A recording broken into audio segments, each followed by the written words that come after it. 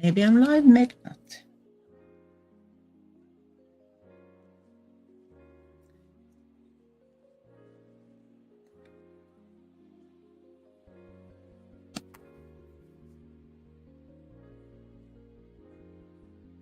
Oh.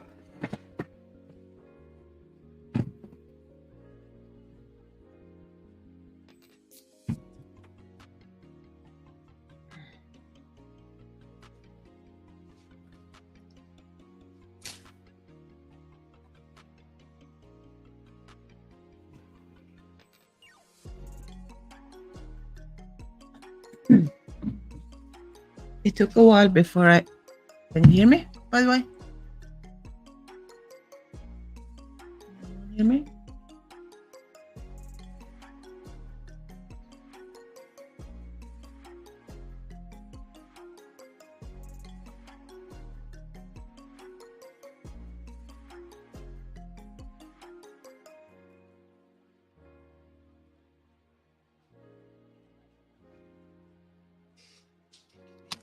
Oops.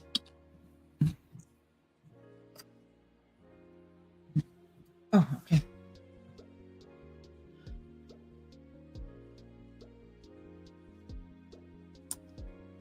I'm waiting for Janelle to come on.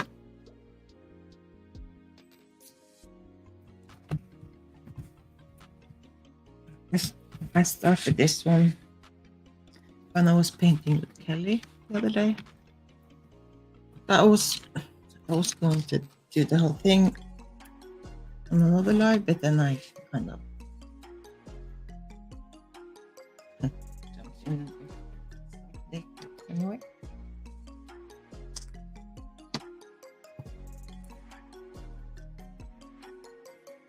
Hey, there you are. Good morning. Good morning. Do you want me to turn off the music or can you hear it? Can you hear the music? Yeah, I hadn't heard that one before. I'm not usually a fan of electronic kind of stuff, but you know, It's supposed to be some kind of piano music. So, oh, that's nice. I like that. okay, yeah. I wrote together some music, but I didn't listen to the whole songs because I just kind of okay, and then I just throw them in. So how they actually sound like the whole song, I don't know. We never know till we play it. How are you today? Kind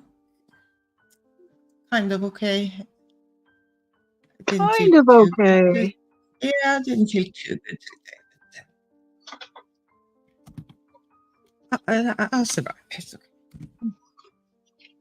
That's always better after you get up and get your cup of tea and get moving around sometime. Yeah, it's almost bedtime now for me. So. Is it? What time is it? We're no 10 hours apart? No, it's 6 o'clock, 6 p.m. Oh, okay. So I just ate dinner and then I'm stuffed. My stomach is full, so. Gotcha.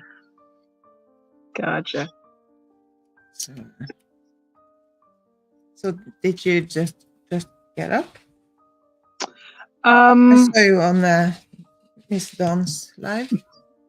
It's been my sleep schedule gets really out of sync with sun up, sun down. So I've actually been up since yesterday afternoon. So I'll be up for a few more hours and then I'll sleep.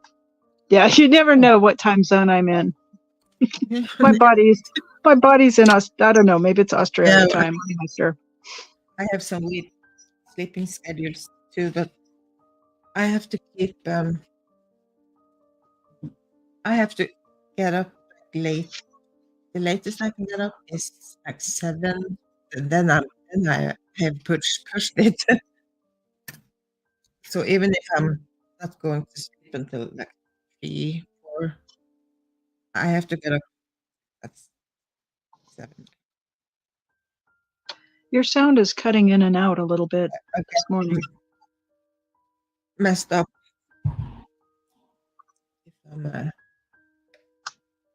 messing with my when I get up. Yeah, let me know how my sound is. I noticed on our last stream that there were Deilig. times where my sound was a little bit tinny. I think I was getting up on the phone mic a little bit too close. So Skjønner?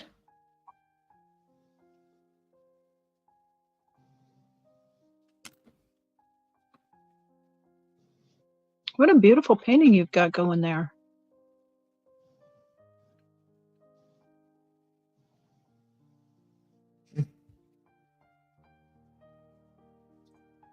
Skjønner.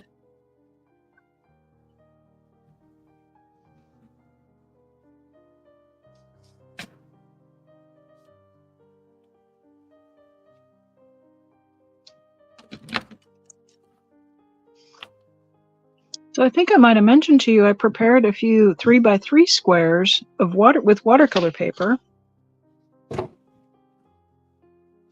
Much.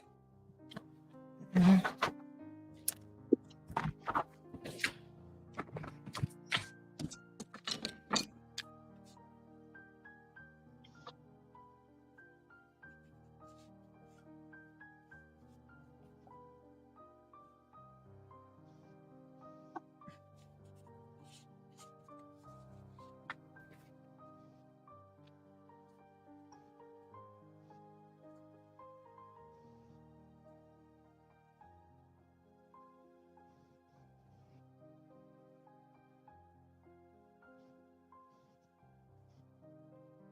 Is it me?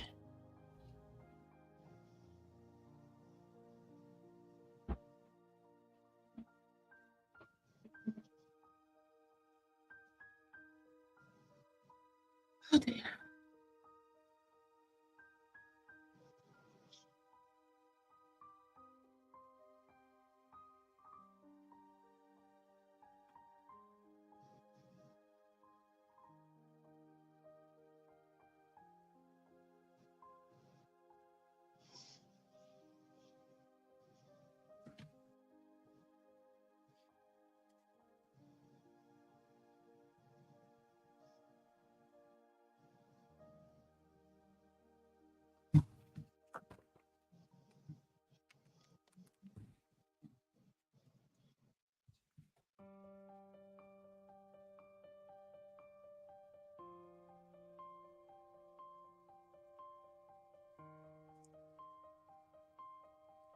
I can hear the music, but I can't.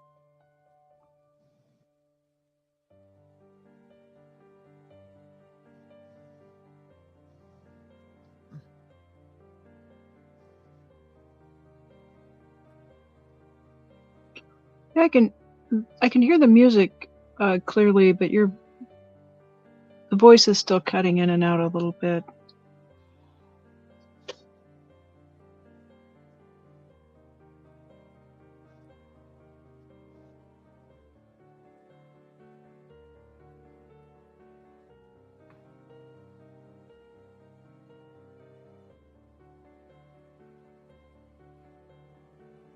Hi, Susan. Can you hear me?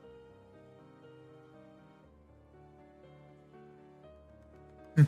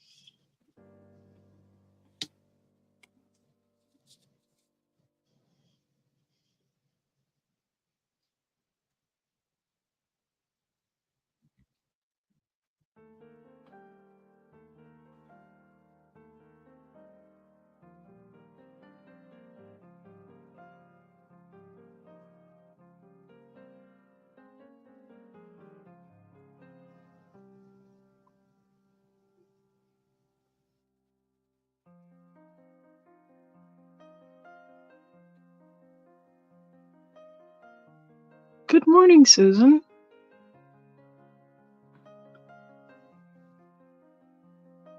I think I finally figured out how to get to chat without making the stream stop for the camera part.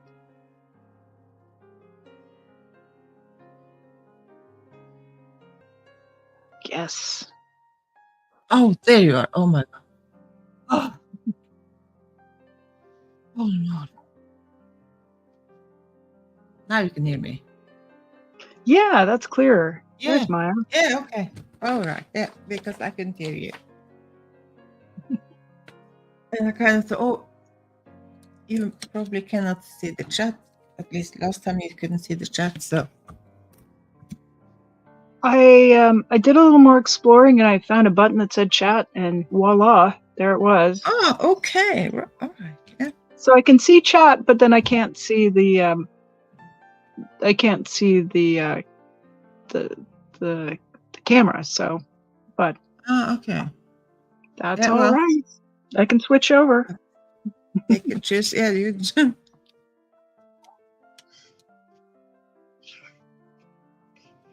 morning, Michelle. Hi, Michelle. Hi, Susan. I was kind of distracted there for a moment. Bit freaked out.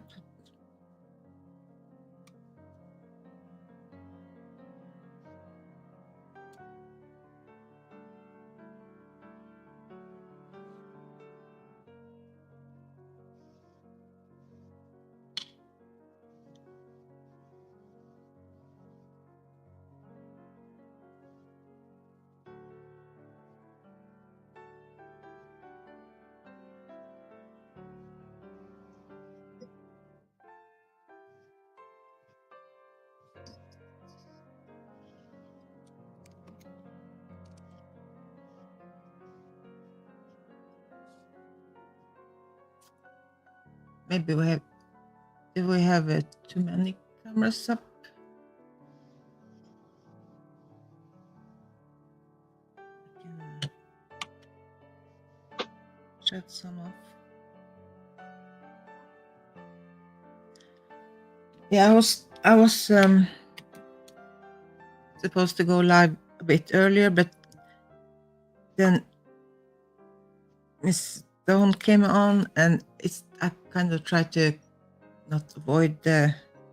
I not try to avoid when I know someone is streaming. So, and I like to be there on their stream too. So Yeah, sometimes it's yeah, it's now you don't want to step on anyone's toes. Yeah, What's right. the camera in the bottom right corner? It's looking a little dark compared to the others. Yeah, because Is that it's dog cam? Yeah, it's under my table, so it's. Oh, we've got snore cam today. All right. Yeah. He ate too, so he's kind of probably tired. Yeah. So we might. Oh, there's his little face. Oh, buddy, it's so cute.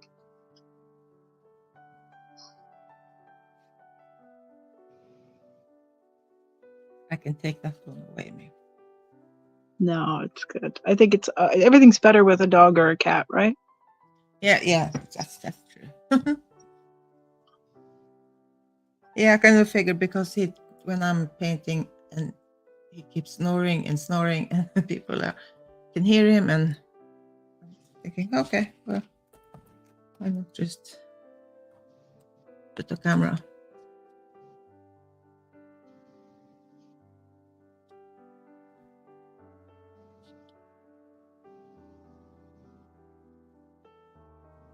I'm getting to the end of this pen. Oh my god. I hate to throw them out until they're absolutely bone dry, so. Yeah. Hey, Pup Groomer. Jen. Good morning, Jen. Yeah, I was going through some of my pens, and I found 3 pens that really don't work, but cannot throw them away, so I keep them lying around just in case they suddenly start working again. Ridiculous, but I just have to be sure. Sometimes Sure. you can pry the ends open, and if you use a little bit of alcohol in there, you can re-wet and you can get some more mileage out of them, depending. Yeah. And if they're water based, you can add water based ink, or Yeah, because it's like a fine liner, like the one, not the ones that's dry is not that type, but it's same. It's the same. So you mean I can add alcohol? Yes. So. Okay. Yeah, because I've I was wondering not about. been able to pry apart Sharpies and reconstitute those, but they're pretty inexpensive, so I just buy new ones. But the more expensive ones, I'm always trying to finagle. And I got some blending fluid that it's not Copic, but it's another marker that uses a blender that's an alcohol-based ink. And for colored pens, when I've been able to get them open, I put some of that in there, and then I get good ink flow, and it's more of a tint than the original pen. Sometimes it's always worth trying to get a little get a little bit more out of the art supplies. Oh, Jen! Oh my gosh, what a morning it's been. Yeah.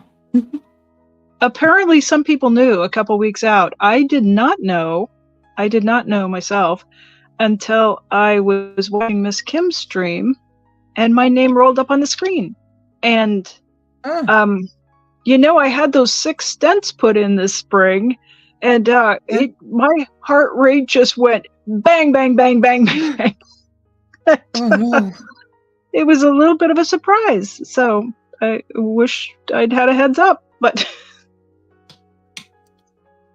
I didn't need coffee this morning. No. Yeah, that was that's crazy. I don't even know what to think about that. It's such it's good company to be in, I'll tell you. Most all of those people on that list are pretty terrific people, so.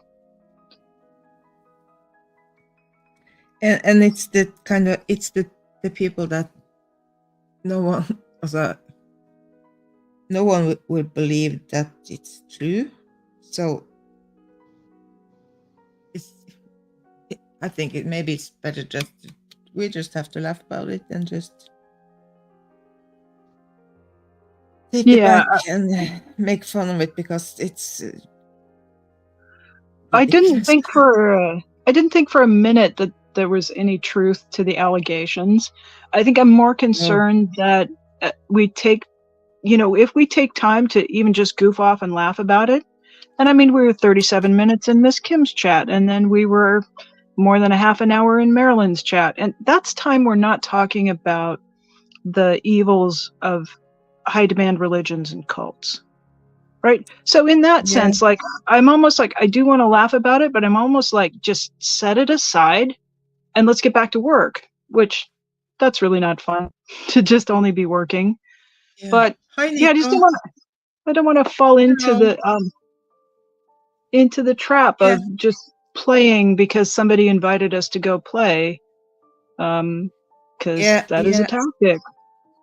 I understand, but like in Jen's chat where we kind of oh, it did go a while. We did spend some time in Jen's chat. Some time in chat. We don't necessarily waste the time to hi Frod. We don't in those chats we don't really talk about, we can talk about everything, but and the cult too, but mostly we talk about other things. So I don't think we were wasting any time to. Yeah, that's a wind down, especially Jen's. Your chat is such a nice place to wind down. Good morning, Nico. Good morning. We've got Raul. Good morning, DOA is a fraud. Hej Nico. Hvordan går det? Går det bra? Oh dear, Nico without a voice. How did it? Oh.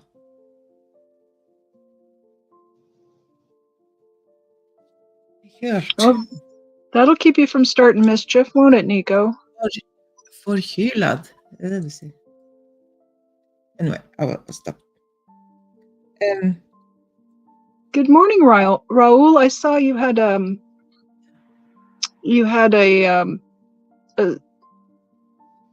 what? Oh, I just forgot what they're called. A survey with the different choices for an upcoming drawings on your community page. Oh, I didn't see.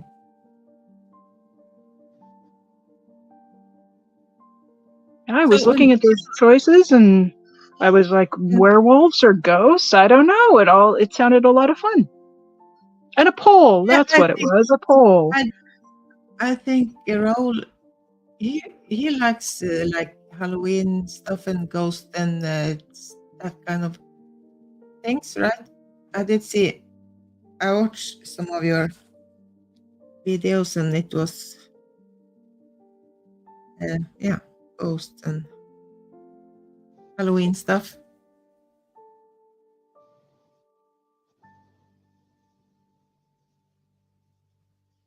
So when people are posting on the community page, how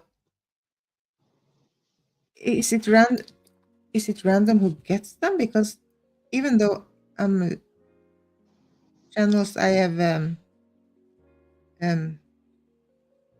I'm subscribed to, I don't necessarily get get any notification or whatever to see on their community page. Mm-hmm. I don't do notifications, so I don't know. I don't know because I don't really receive notifications. They kind of scroll up when I go to my I guess my subscriptions page, and then there's a tab up there so you can look at posts on that as well as like at the top. You know, there's the little circles and they've got everybody's name with a dot, a blue one if they have new content, a red one if they're live. And then there's a line of things like today, live. And then I think community is one of those tabs on that slider that's right below the little circles.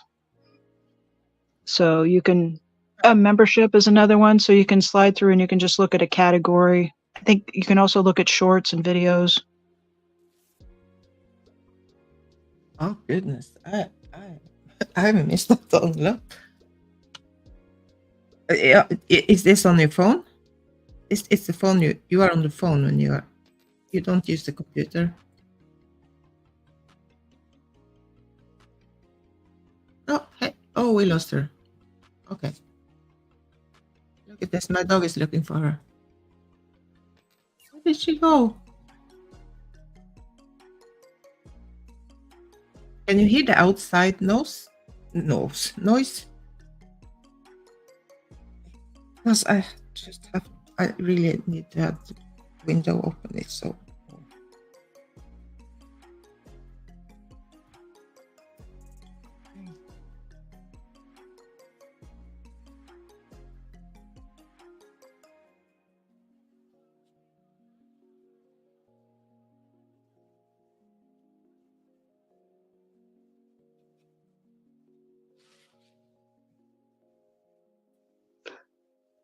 Oh, I'm sorry about that.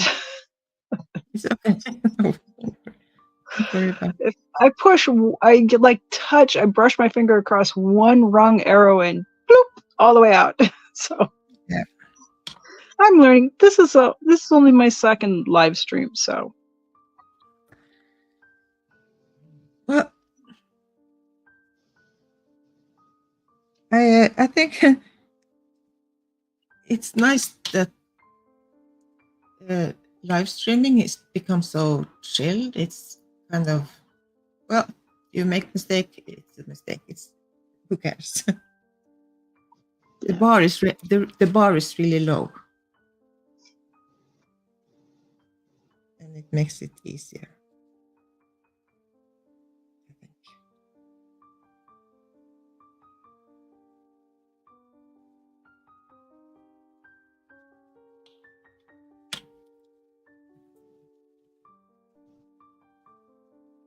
So what do you think of my little paintings? Kind of fun, aren't they? This little size. Yeah. Are they like the pebbles too? Oh. Yeah.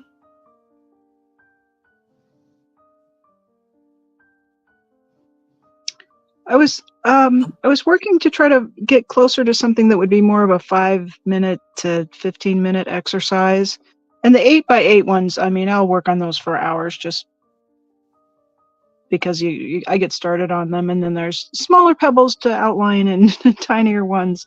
And I thought, after we talked, our last stream, we talked about supplies for watercolor painting, and you were demonstrating some really nice cotton, heavier weight, 180-pound Yeah. paper that was made specifically for watercolor. And so that was a little bit different. I've been working on cardstock, which is 80 pounds, and it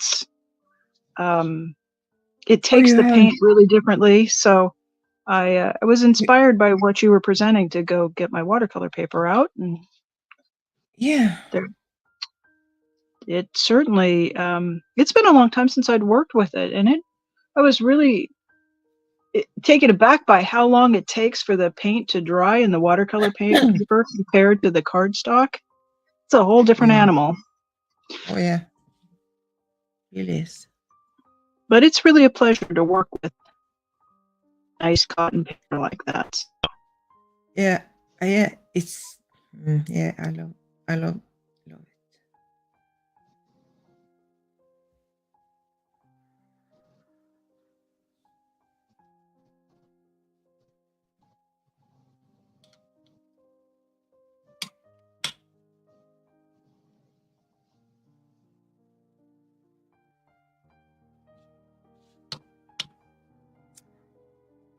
And this paper I'm working with has a textured surface, so it catches the paint a little bit differently, and it also catches the pen a bit differently.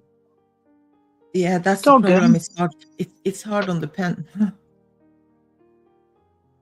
So I like to use the smooth one if I'm doing something that I need to use that I'm going to draw with the pen. I usually I don't use the cotton paper for that because there are good, not cotton paper too, but watercolor paper, but not the cotton one. Do you like the hot press finish for pen work? Yeah, if I'm using the pen, I use the hot press. But usually I don't use cotton if I'm using a pen.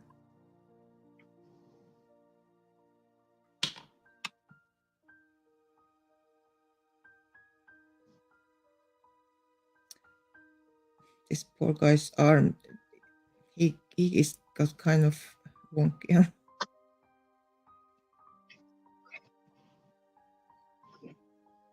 I'm working with Canson Montval this morning, which is 140 pound, and it's cold press.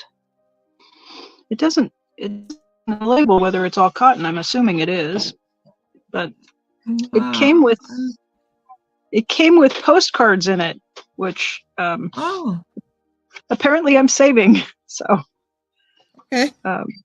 I had cut a piece out, and I just had sort of a little flap in here, and that's what I took out and cut into the 3-inch. But I might do some pebbles on the back of these postcards. That might be kind of fun. Yeah. You can send them to your OSA friends and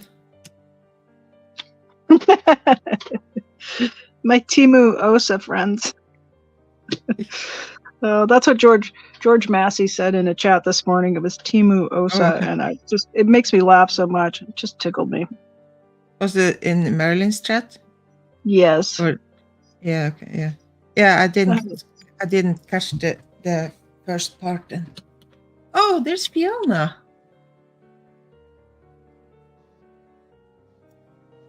Ah, good morning, Fiona. Okay, I'm going to switch over to chat, see if I can do that without disconnecting again. Oh, she's going back to sleep. Try to get. What time is? I'm completely lost on the time zones when it comes to Australia. I never seem to remember.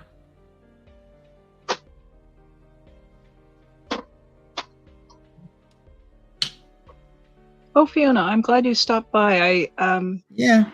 I was thinking of your comment. You had asked about more of a step-by-step tutorial, and I was thinking these smaller, they're almost like tiles. These small little, they're 3-inch by 3-inch, 140-pound Yeah. paper, and I thought that was maybe more approachable than the big 8x8. So I've got something kind of splashy here this morning that's got a lot of variation, and at this stage, the paint is on, it's dried, I did that a couple of days ago. Now I'm bringing the pen in, and all I'm looking for are places where there's a shape. And I'm just slowly looking at it, and when a shape makes itself known, then I am giving it an outline, and that's where the pebbles come from. So Fiona and I were having a bit of a conversation and some comments about how the drawings emerge. And everybody's going to put the paint on the paper a little bit differently. Oh yeah. This one might not be pebbles. This one might be waves or clouds or trees. I mean, however you put the paint on, it's going to be a little bit different, and that's okay. Just, it might not even be a shape that's anything at all. It might not represent anything except just a shape on the paper. And the idea is to just not to stop thinking. I'm a person who always thinks, so when I meditate, I don't stop thinking. I just can try to take all of my thoughts to one place and one point. And so I will try to bring my thoughts and my attention to that point right there, right at the end of the pen where it touches the paper, and just to try to keep my focus on outlining the shape. And 5 minutes of that a day has been shown in university studies to improve our senses of happiness, enthusiasm, resilience, and optimism. Just 5 minutes a day.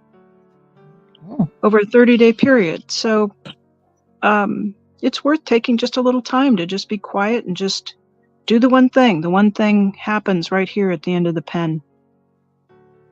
And it's just a piece of paper with some paint splashed on it. There's no wrong way to do it. There's no wrong shape to trace.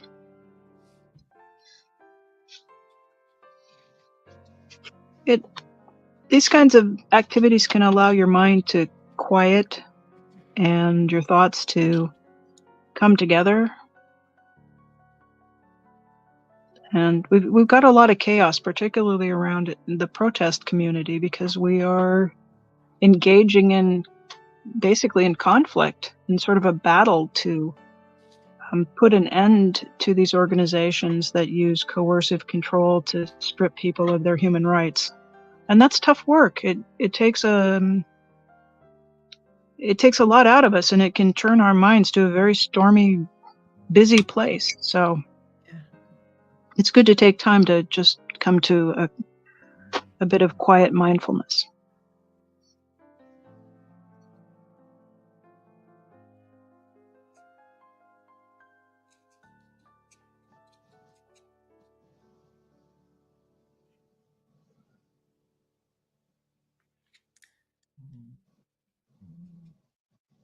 Just the realize everyday life is can be so stressful and full of things to do.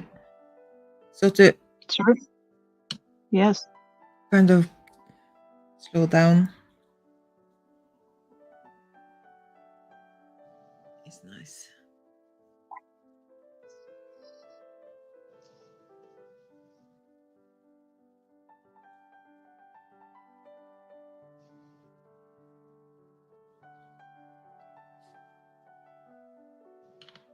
The pen I'm using here is a permanent pigment marker.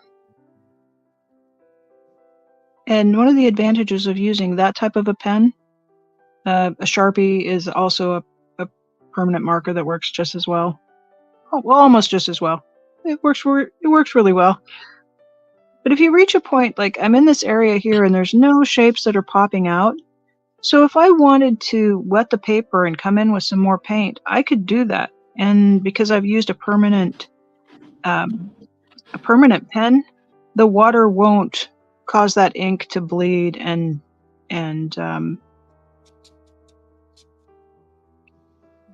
make a big fuzzy mess. Then as soon as I said that, like the part of me that loves to explore stuff just thinks, well, it would be okay if it made a big fuzzy mess and you could come in again and do it. No, there's no wrong way to come to it.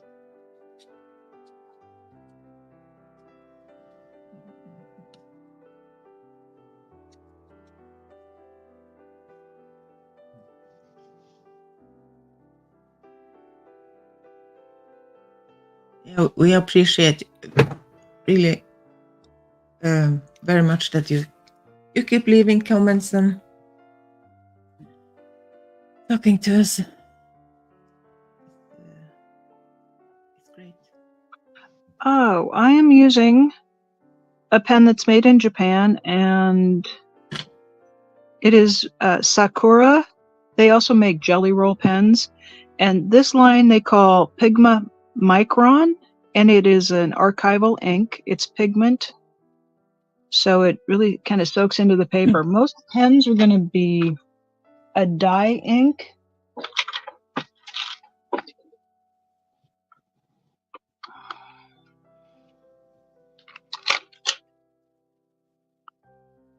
I will sometimes use the Copic Multiliner, which is a really fine point pen. You see that tiny little point on there? And these come in a range of all kinds of colors. This is a cool gray. They come in warm grays, blacks. Sharpie, I believe these are a dye-based ink. So they have an aroma that it does go away after a few days, and they're very inexpensive. So that's a choice. And Sharpies also come in this extra fine, and that's comparable. It's maybe comparable to the 0.07. It's a little bit bigger than the Micron 05, but I like working with them. It's probably not so cheap. It's so cheap in Australia. Ah.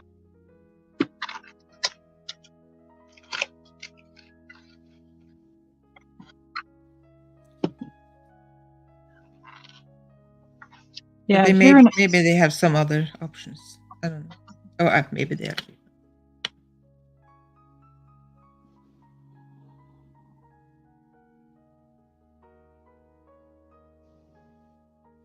You can probably get Sharpies there. I would. Yeah, I can get Sharpie. Yeah. Okay. Yeah. Well, there'll be some version. I mean, I think we use permanent pens all over the world. Might not be able to run down to the 7-Eleven on Antarctica, but maybe most places we can find something. And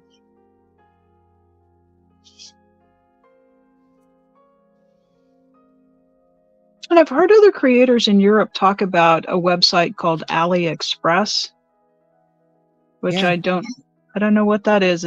Whether it's like a little bit better than Temu, something in between Temu and Amazon. No.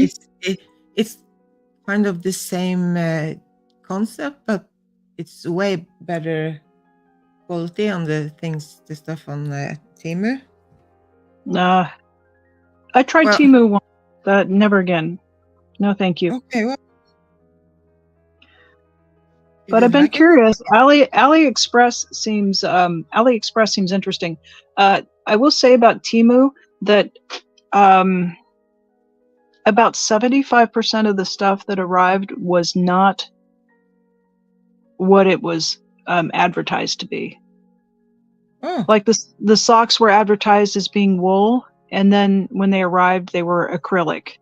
and shirts that were advertised as being cotton were absolutely polyester. So that I Okay. don't.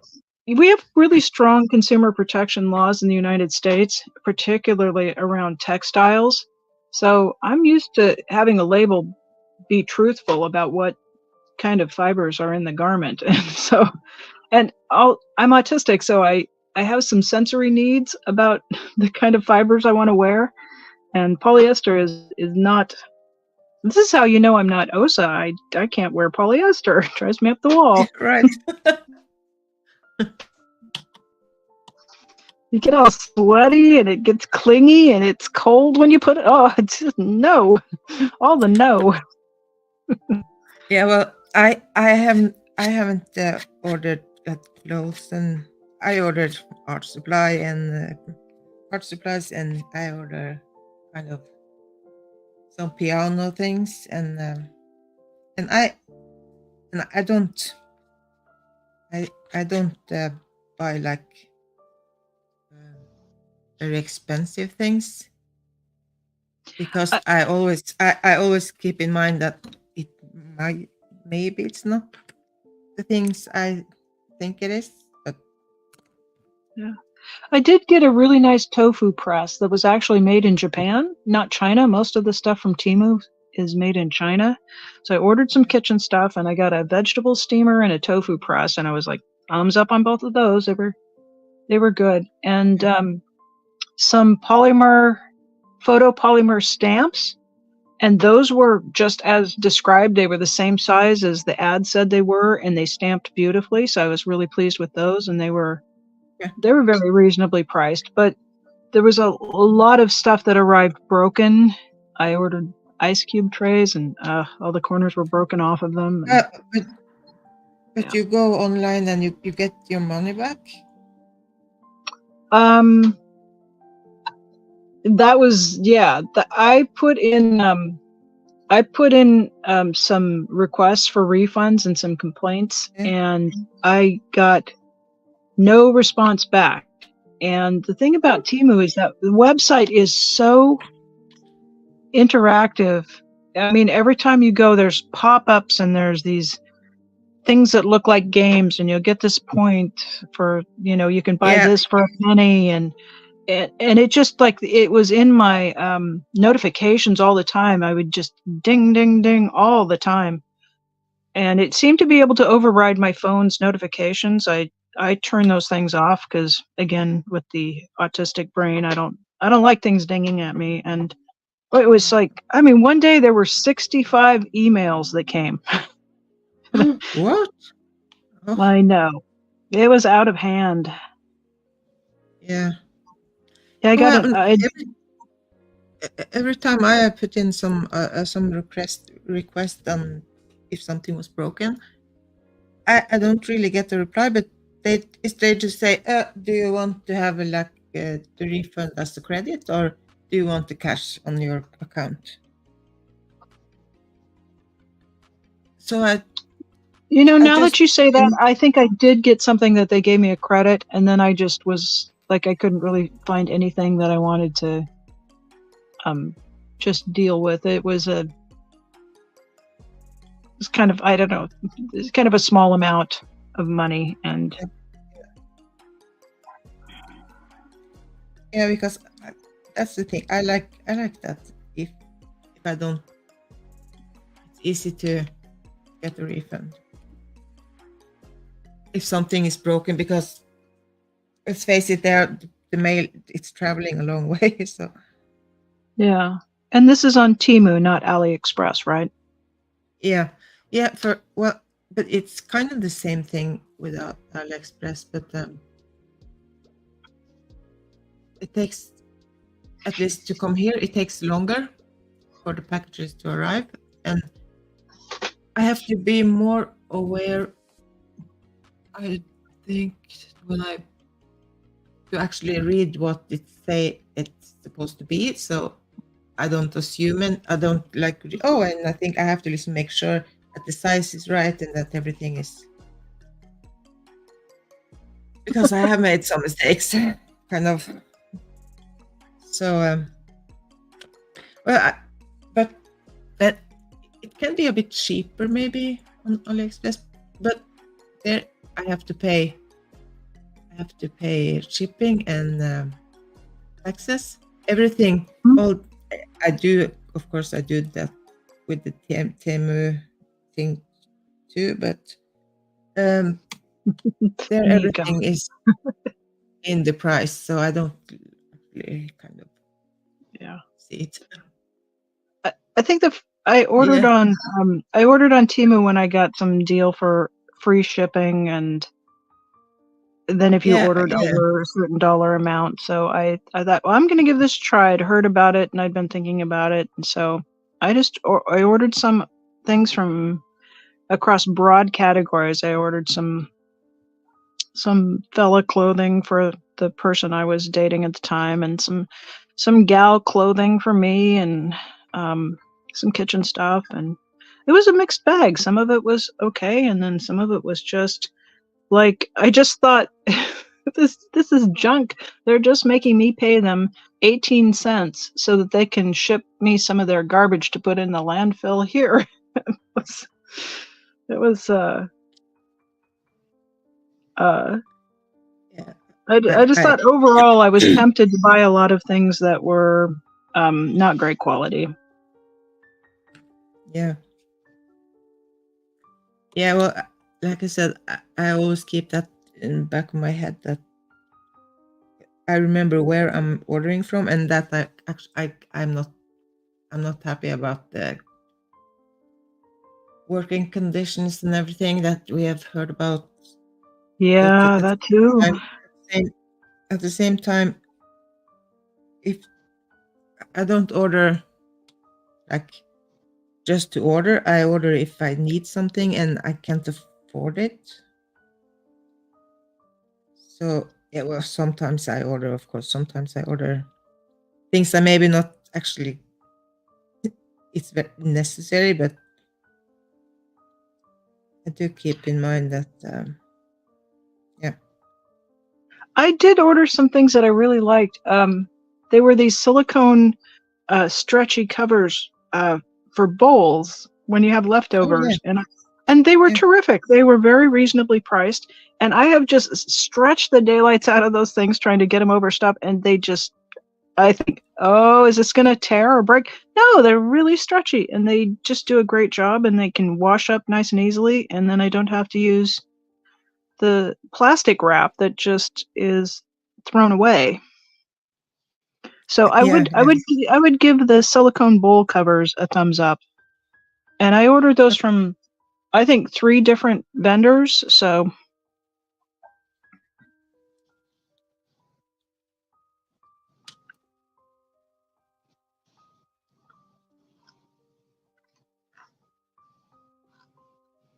alrighty, well, I think I am done outlining pebbles. So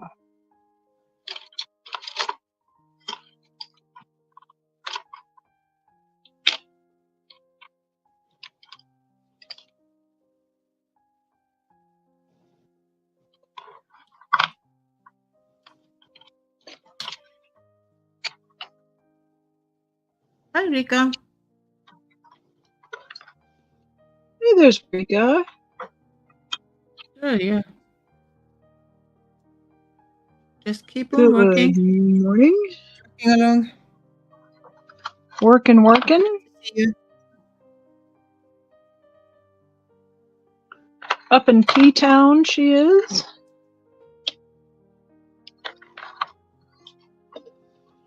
Do you work in Portland, Rika?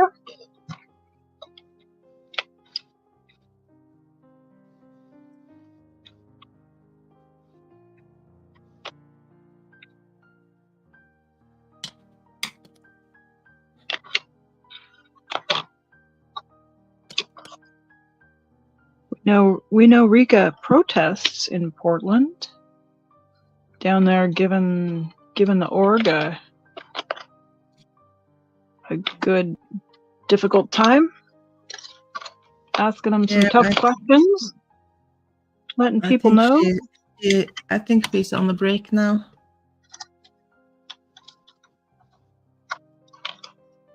Yeah, Yeah, it's for a while.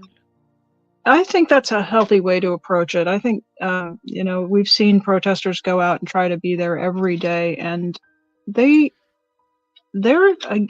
up against kind of a daunting enemy when you're up there every day, and it's good to take a break.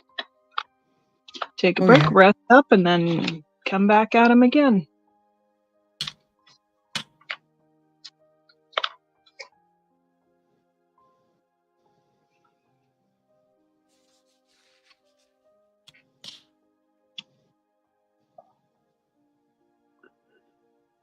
So at this stage, with the pebbles, what I'm looking to do is to lay in some low lights, some shadows, and some highlights.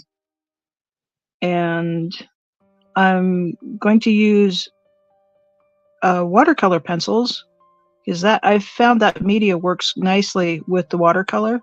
And if I get some pencil lines that stand out too much, I can I can come back and wet the paper, and then the paint just blends in beautifully with the pencil lines. Yeah. So sometimes I'll use a colored pencil, a wax-based pencil.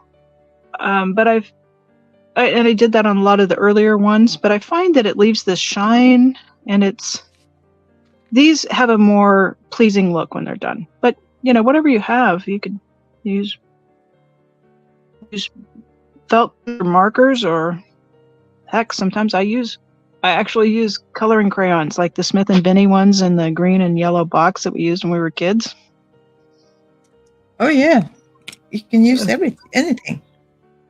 I love those. Whatever. What's interesting about the coloring crayons, those are the ones I used when I was a kid. So when I pull out red, like that crayon is the red that's in my mind. It was set in there when I was a kid. This is red, this is blue. So it's actually, I kind of avoided using them for a while, and then when I finally picked up a box during the school supply time of year where you can pick up these things very reasonably priced, and it was just kind of a joy to get back. It was like being, in third grade again when you picked up the blue crayon, and it was blue. It's like the blue in my mind.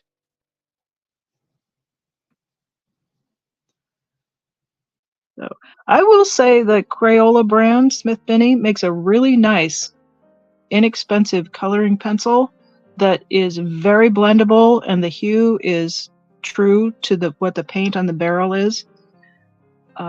What coloring pencil? It's a brand sold here in America called Smith Binney Crayola brand. Okay. I didn't hear. Yeah. Sorry.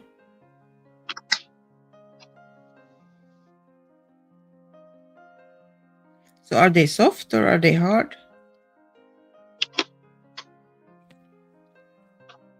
They're wax crayons like kids use. Let me grab them real quick and I'll show them. They are crayons. Okay. Yeah. I got you.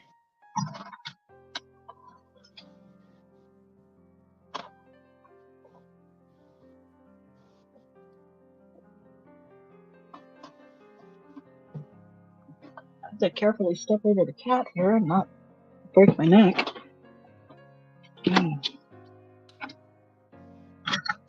I went for the fancy box. I would have never got this as a kid. As a kid, I got like the 48 pack. I know there's a sharpener and it's all kinds of fancy stuff, but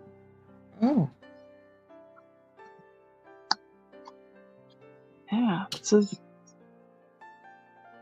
just good old-fashioned wax crayons. Vivid violet. Oh, I like that. I just say, they still smell like grade school. They have that aroma. Yeah, it's funny. It smells how they can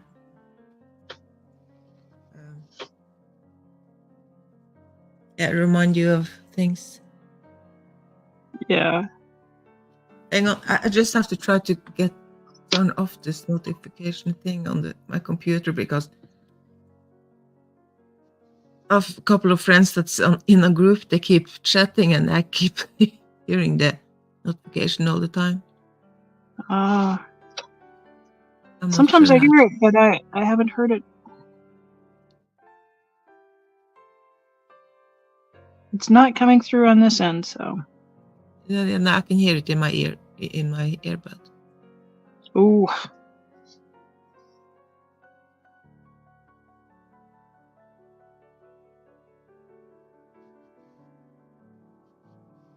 And it's really annoying. Yeah, I don't love the notification sounds. I turned them off for even messages a couple years ago, and there's very little that you need to know about right now. A few years ago, I read a recommendation that to turn off push notifications for social media apps, because it can really suck us into spending a lot of time. You know, we hear that ding, and then there's a little dopamine hit of, oh, I gotta go look. And none of that stuff, you know, that our friend that we've never met in real life who lives, you know, somewhere, put up a picture of their cat. Sure, it's cute and fluffy. It'll be cute and fluffy in an hour when you sit down after lunch to check your messages. Yeah. But I am the other way around. I am, and it's really annoying to my friends and family, because I have a lot of notifications on my phone, so it keeps dinging all the time. But I have just blocked it out, so I don't hear it, even though it's ding and ding and ding all the time. I never ever rush to the phone to, oh, I have to see what's going on. I have to see. So if I'm with someone and my phone goes off and I don't do anything, then, oh, you have to look. Aren't you going to look? But no, I don't need to look. Come on, you have to look. They get stressed out because I get a notification that I don't care because I can hear it. They've been trained by the. Yeah. So someday you have to turn off this. It's not all the time, but of course sometimes, like this. I have a couple of friends I've known for 10 years, like over in America, and they chat maybe on a different time than I can chat. So, but I still have the sound on. So sometimes it's annoying and I have to turn the sound off. Like now I'm doing something and it kind of annoys me in my ear. But like when I'm sitting and just doing nothing, and it's bad when I'm actually waiting for someone to send me a message or something, because then when the message comes, I don't know. So people have to call me if I'm like, if it's important, you have to call, because if it's calling, I'm reacting, then I can hear it if it's calling. Got it. Yeah. When I had my flower shop, we had a bell on the door, and I always liked my employees and myself to acknowledge a customer within half a minute. So when we heard that bell, even if we were in the back, it just meant come out and say hello and ask the person how they were doing that day. And usually that's enough. Like you look somebody in the eye and give them a smile and ask them how they're doing, and they'll tell you what they're there for. So it's like Pavlov's dog. There's a bell and there's something to do. And so I think because I spent so many years listening to that bell and responding to it, when my phone tells me to do something, I just think, oh, I've got to act. No, you don't have to act. You have to live your life. Don't let your phone direct your life. Yeah. Well, if it's a bell and you have to do something, then I would hear it, maybe, hopefully. But like my phone,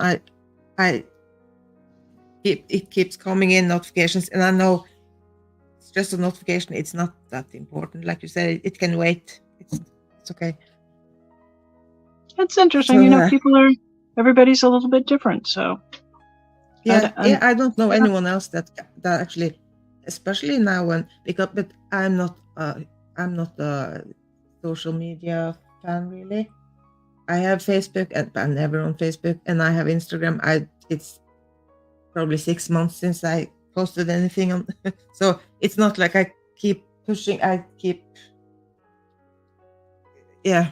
So I used to work on Instagram a lot, and after they changed it so that the feed didn't bring up all the posts from the people that I followed, I just lost interest in it.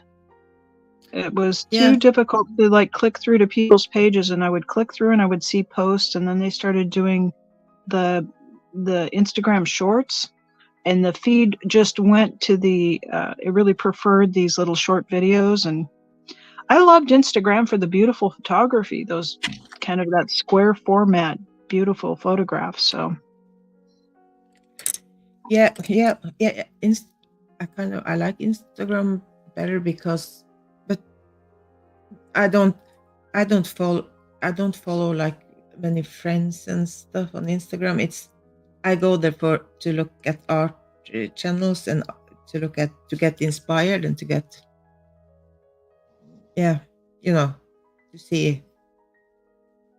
So I don't get a lot of like what regular things like friends do on Instagram. Oh, Fiona, I like that idea. We have a comment that Fiona says that her girlfriend uses shower caps to cover plates of food. That's a great idea. It's that works too. Sorry, I forgot about the chat. Sorry. Oh, and Nico's gonna head off. Thanks for stopping by, Nico. Thanks for chatting with us. What are you up to today? DOA is a fraud. What are you doing? Doing anything arty?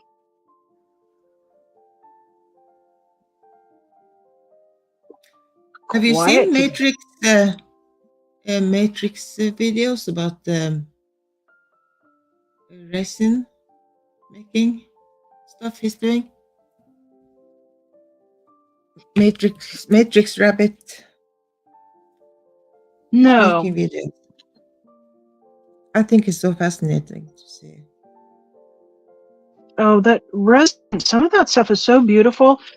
I'm always I kind of resist going down new paths because I'll watch it and I'll think, oh, I want to go buy those supplies and try. I have these trinkets and I want to encase them in resin, and then the next thing you know, I'd have another $600 worth of supplies sitting, and then I would be ready to go do knitting. So I've been trying to be disciplined and stay in, work through some of my hoard of art supplies.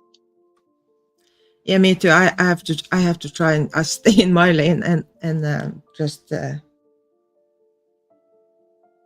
I can't afford, because I get so caught up in it, and I want everything, so I can't just buy just a little bit. So I just have to try, and I love to watch it, and I really want to try. There's so much things I want to try, but I cannot.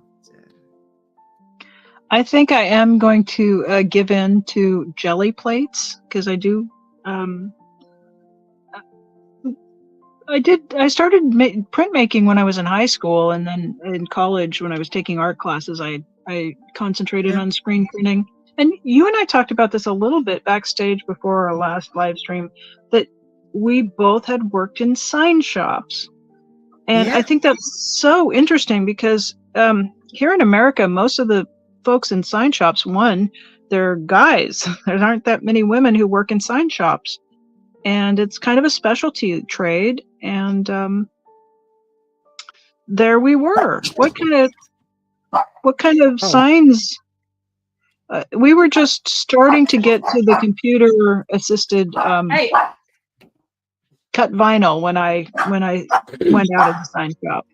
We did a lot of hand painted stuff and a lot of silk screen. Sorry, my dog is. Hi, witness. I was Sander.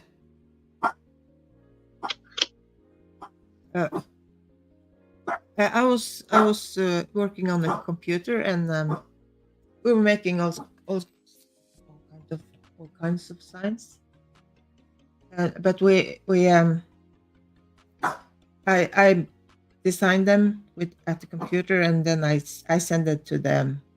I had to plot it out on the huge vinyl plotter, and the vinyl plotter, and we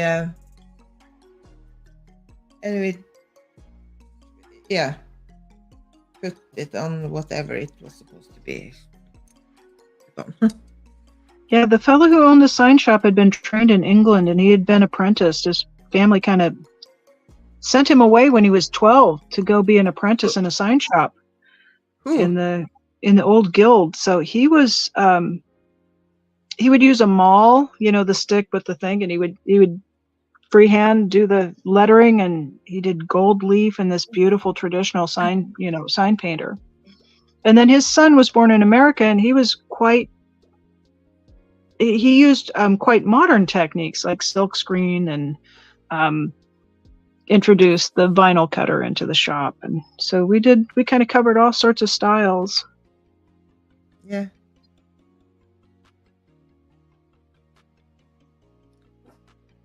Yeah, it's interesting. But I was kind of sick of it at the end, because I spent so much time searching for fonts. Like, people came in and the logo and stuff, and I had to remake the logo. And if we scanned it, it was just like very pixelated and stuff. So I had to clean it up. And instead of cleaning up all the letters, I was searching to find the right font, and it's, oh my god, there's so many fonts. So I spend so much time searching for fonts and cleaning up, because when it's going to be plotted like a huge sign, it has to be smooth. A tiny little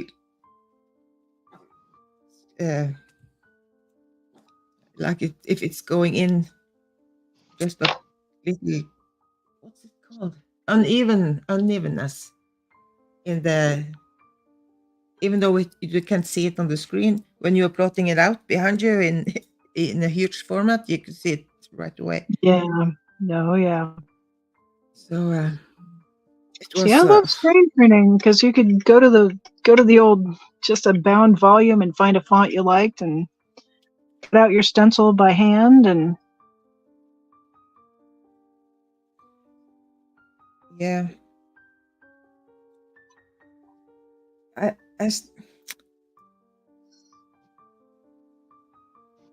I wonder how long before there are no sign painters who painted like the gentleman in the shop that I work at. It'll all be done by computers and people who are really adept with computers.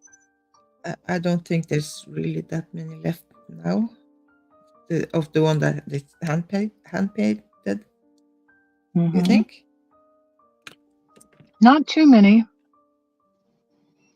But I'll tell you, when he would do the reverse painting with the gold leaf on glass, well, you can't replicate that with vinyl.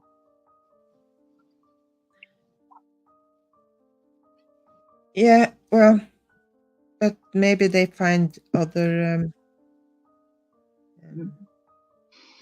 techniques and stuff. I don't know. I haven't. This is like over 20 years ago. So when I was working, it's more. Oh yeah, I'm not going to tell you. I'm not going to tell you how many years ago. It was a whole other century. Yeah. So when did you work? When did you become a lawyer? I went back to college when I was about in my late 20s. So I finished finished law school in my early 30s. So did you go to the court and have cases and stuff? I'm so fascinated. I got sick. I was in law school. Yeah, I was in law school that takes 3 years here in the States, and I went through a semester early because why take your time with anything? And I did a summer semester where I was studying in Europe, so that was part of what got me through my courses a little bit ahead of my classmates. And then we have the bar exam that you have to sit. It's a big 2-day or 3-day test. And I live in a part of the state that's really close to another state, so I also took the bar exam for the adjoining state. So that took about 6 months of study and then testing. And I was working as a law clerk during the time I was in law school because, why do one thing at a time? No. And right. So I was pushing myself pretty hard, and I was working as an associate for a couple of years, and then I got sick, and they had a hard time diagnosing it. And then there was a misdiagnosis, and while we were treating what they thought I had, my health really crashed. And by the time I got sick, I was so disillusioned. In most of the time in America, new lawyers don't really get sent to court. We do a lot of drafting of briefs where we would research a legal issue, and then that would go to a senior lawyer, and the senior lawyer would be the one who would go and argue in court. So when I went to court, I would carry the briefcase and the trial notebook, but I wouldn't. Yeah, I'm sorry. You don't have. I didn't mean for you to. If you don't want to explain and talk about it, I'm just in my head. Lawyers, they're so smart because it's hard. I think it's probably very hard to become a lawyer. So I'm very impressed with people that actually. And I never known a lawyer, so I don't know how things work. I don't know if a new lawyer probably doesn't go to court here either at first. I don't know. So yeah. Yeah, I think it does. It does select for people who have an interest in questioning things and arguing things and seeing things from a different perspective. But after going through law school, I never look at things the same way. I can't go back. And I'll have people say, yeah, should I go to law school? I always say, no, do not go to law school. It will break your brain. You will never walk through a produce department and see a grape on the floor or a banana on the floor and not think somebody could sue for that, right? It's like everything you see, you sort out who's at fault, who's responsible. And frankly, it's kind of an exhausting way to go through life. And, and you're always thinking about who's going to be, what the laws are and what the rules are. And I gotta tell you, lawyers are not really that fun to hang out with because we're always fighting, we're always arguing, and it's of course. So when I got better, I clerked it a little bit, and I just realized, boy, I'm working with lawyers all the time, and it was exhausting. And so I kind of took a lateral move, and I started working in small business. My family had a flower shop and a couple of flower shops, and so I went to work doing that. Yeah, because I was wondering if the flower shop was before or after you was doing the lawyer thing, but it's after. Both. I started working in flower shops when I was in high school. Family. Yeah. Sorry. I don't know. People are a lot happier when you sell them flowers than they are when you tell them, you've lost money and you've done something wrong and now you're going to have to pay somebody else. That's not a good day for anybody. Yeah, no. And here, would you like a dozen lovely roses? That's a good day. Yeah. Good morning, Tiff. And I would imagine, especially over there where you keep suing each other for everything. Here it's Oh. out of the questions to keep we never sue each other. We never sue And for things. it's so stupid. The people who would come in, they would just be like, you would think this person is being such a jerk. And you didn't, I just would have a hard time wanting to help them to be a jerk to somebody else. There are corners of law where you are doing, especially if you're working for the government. Like I worked for our Department of Transportation for a while, and that's pretty good because there's nobody fighting. You're just really trying to, draft a law on seatbelts or, something along those lines. Oh yeah. And that's okay work, but it's hard to get hired for those jobs.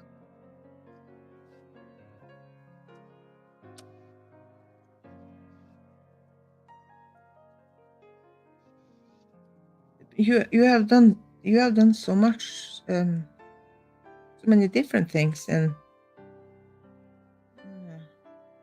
No, I really have done all kinds of stuff. impressed. I spent a summer making tents one year. That was kind of fun. Circus tents and carnival tents. Hot air No balloons. way! Oh, that's even more impressed. I'm more impressed now than with the lawyer thing. Oh, good. I like that.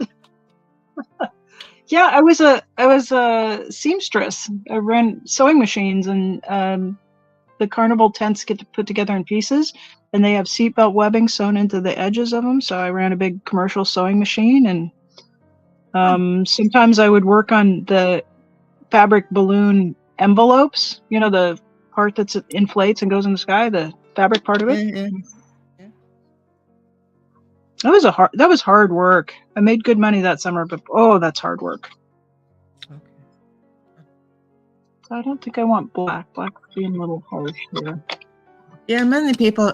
I get the most, like when I say I have been like a sign designer, because it's so rare, and you if you see a sign, you never even actually think about someone who did make this. Right. It's just part of our landscape. Made it, and someone, it's because you're so used to see it, and I don't know. So when I say I was working as a sign designer, they're like, what? How? Why? Is that even a thing? Yeah, I don't know where they think signs come from. I don't know. Somebody's got to lay that out. I started working when I was 12, actually. And my grandfather had a farm and he raised cherries. So we were always, like, even from the time I was even younger than 12, we were out working in agriculture. And then at age 12, I was hired to go pick berries. And then Oregon, I live in Oregon in the United States on the West Coast. And we changed child labor laws. So I worked when I was 12 and 13. I was not allowed to work when I was 14. And then the year I was 15, most of the year, I found a company that had a job application where you had to put in your birthday, but instead of the month and the day, they only asked for the year. And so since I turned 16 that year, I put on the form that I was 16 and I just put the year of my birth. So I kind of snuck in under the child labor laws to go work in a fruit cannery when I was 15, and I was always working, making money to go to college. So always something. And I think other girls, like, we were the youngest kids in the neighborhood. All the other families had kids who were older. So I didn't grow up being a babysitter like a lot of girls in America would have babysitting jobs, but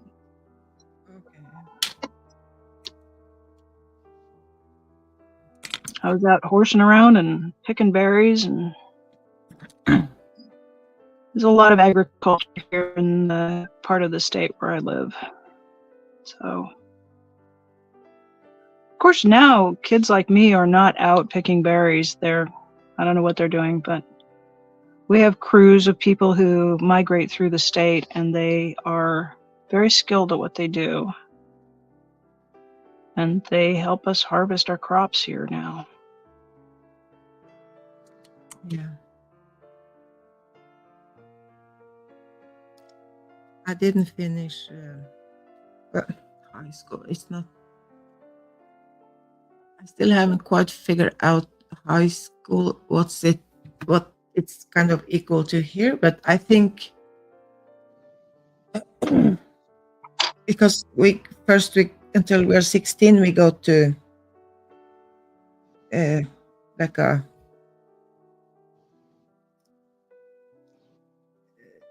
it's mandatory. We have to do that, and Mm-hmm. and after that we kind of can choose what we want to, if we want to go to school and learn a trade or or go and get like maybe probably the high school thing you have to keep on to go to the university and higher educations. So I didn't do that until I was like 25, 26 maybe. I think that's a better, more mature age to start going to college. You take it more seriously and you apply yourself a little bit more. From what I understand, I think you guys in Europe and other places of the world, I think you finish your primary education at age 16, whereas American students are kind of goofing off. They don't push us as hard. And so we're still, learning English and citizenship and mathematics and history when we're 18. And it's work that I know, particularly in Great Britain, like they're finished with that stuff at 16 and then on to their different levels, right? And Yeah, I think it's just different. American kids don't mature as fast. When they are done with high school, can they go straight to college?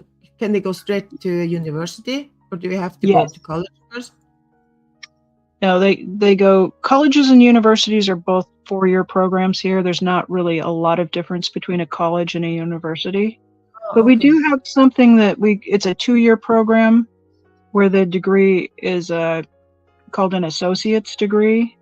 And then at the 4-year colleges and university, you could get your bachelor's degree. So yeah, because like I said, if we are going want to go to college or university, we have to, after we are 16, you have to go 3 more years to be able to get into the university. Oh. So we can. Do you get a certificate at the end of that 3 years? Is there any kind of a diploma or a certificate or? Oh yeah. Yes, you get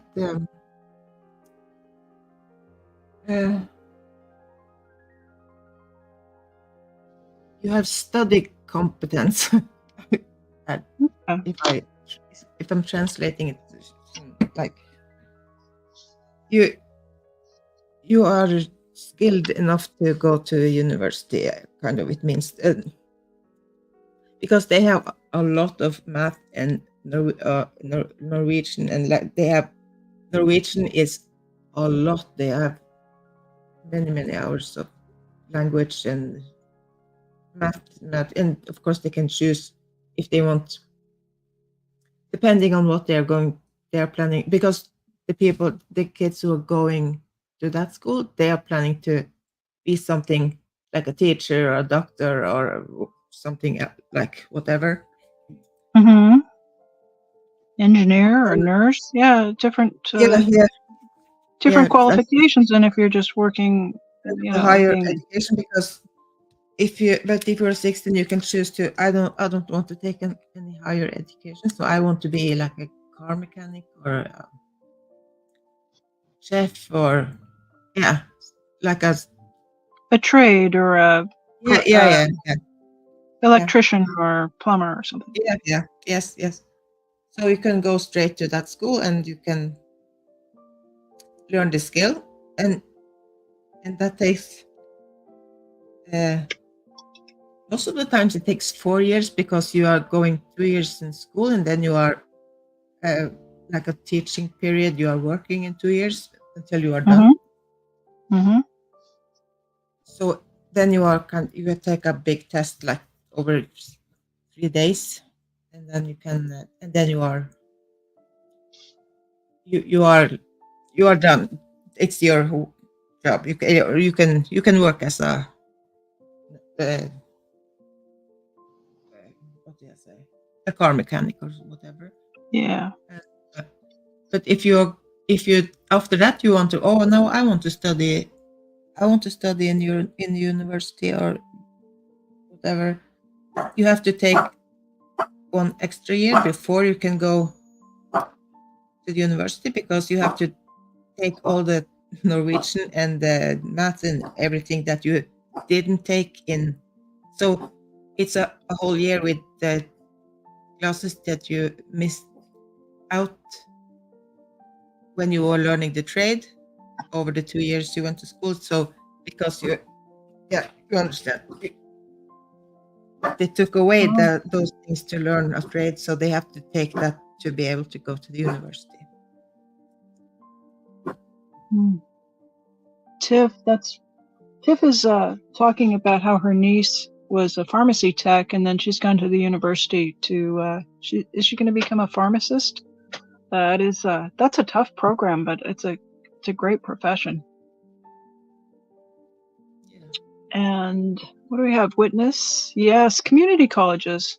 Yeah, our 2-year colleges offer some trade programs, but we also have trade unions, like electricians and plumbers, and you can become an apprentice with a trade union, and those programs are usually around, I want to say 7 years. I know the electricians are about 7 years, and the apprentice would be assigned to a journeyman and be trained on the job, and then I think they have some qualification exams before they can become journeyman electricians and then go out on jobs on their own. And some of that's handled in trade programs through our community colleges, which are the 2-year programs. So there's a lot of different options here in the States.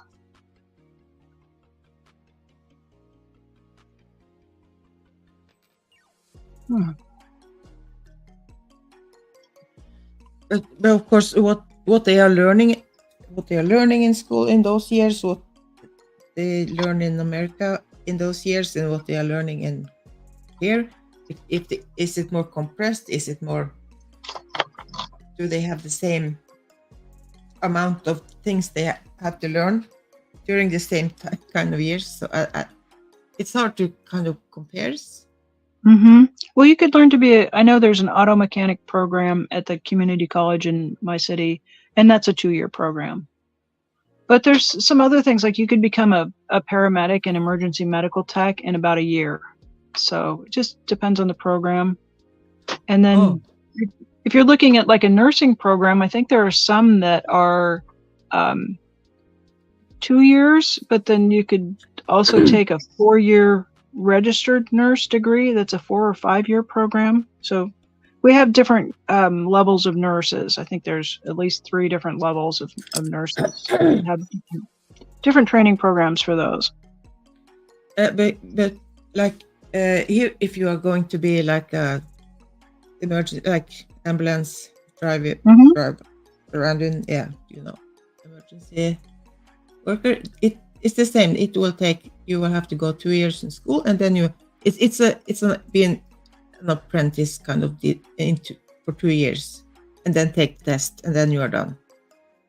So it's kind of like that with all the trades, that usually they take 4 years. So we don't have many levels. We have kind of one level, I guess. If you are a nurse, you first to become a nurse, and of course then you can take more education to become like a ER nurse, and like cancer nurse, or they specializes in different things. But that's something that that's kind of a different thing. Mm. I think. Yeah, we have nurse practitioners, and I think they have at least a master's degree. They have quite a bit of continuing education after their nursing degree, and they're sort of intermediate between. Well, nurses don't do direct patient care, but nurse practitioners do. Wait, what? Nurses don't do direct. I mean, like if you are sick and you call to go see somebody, you're Yeah, screened. And like if you had a cold and there was something minor, you might see a yeah, nurse. But generally, we yeah. see like a doctor or a physician's assistant or a nurse practitioner. And then that staff would tell the nurse what to do. We're kind of we don't really treat our nurses so great over here. They don't get a lot of Oh, autonomy. They get a lot of kind of cruddy, clean this up okay. kind of job. And they can write here. Only the doctors can write prescriptions. Not and if I'm sick and I'm going to doctor, no matter what it's wrong with me, I have to see a doctor. I can see a nurse for anything. When I come there, and if maybe I'm sick and they take my blood pressure and they kind of make the measurement, like the things that Your heart and your take temperature your, and take your your temperature and those things before and you see the doctor, so you kind yeah. of the doctor know. So, but Yeah, only the doctors can. nurse practitioners can do they can write some prescriptions, not specialized cardiac medications, or I don't think I've ever had a nurse practitioner write like a painkiller prescription. That's usually a doctor's province. Yeah, because and I because you have so many different levels, I'm not sure what is, because I am trained to be. It's not a nurse that because the nurses do, like I said, Disaster. there is not so many levels. So we kind of have the nurses and we have the people that are beneath the nurses. That the doctor say, if like let's say someone is in the hospital and they are sick, and the doctor had say, oh, she needs this and this and this kind of medication, and then the nurse take care of that. The nurse go into the medicine room and they take care of that. You get all the medication you need. Mm-hmm. Mm-hmm. And well, in the hospital, it's kind of they do it's then and they but the people right below them, they don't have any medication. They don't have any responsibilities for making sure that but like me, I was working in where you go home to people that are living at home, and you're going around and helping the old, and not just the old but everyone. Home health care. Yeah, home health care. Yes, probably, and so I took the medication with me, so I gave the medication to the people I went to. So, and I had to make sure that it was because as soon as I was giving the medication, it was my responsibility to know that it was the right medication I gave to the patient. Mhm. So it's kind of ridiculous. So I had to take an extra course and stuff to be able to do that. So, but I didn't kind of take them. It always has to be a nurse that checked before I was giving it. Yeah. So I don't know. It's kind of hard to explain then. So we have home health care nurses, but we also have people that are called nurses aid or assistants, medical assistants, and they do all kinds of care at different levels. But Yeah, so Tiff, here you look for who is smartest and most caring. For me, I have so many do's, DOs, do's, and I can. Oh, I don't know. I can choose a new one if I don't. I don't understand what she means.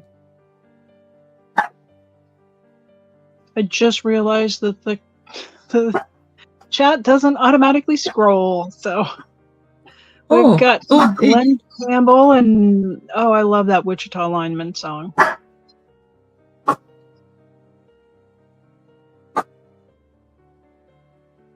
So, Tiff, you're a nurse. I didn't realize that. You did a lot of education. That's a lot of work to do that. Oh, and then get a nurse practitioner.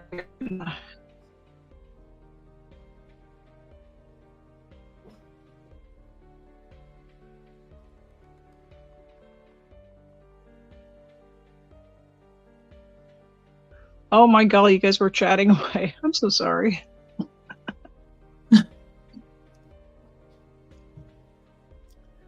So, what have you noticed about MS patient being treated differently?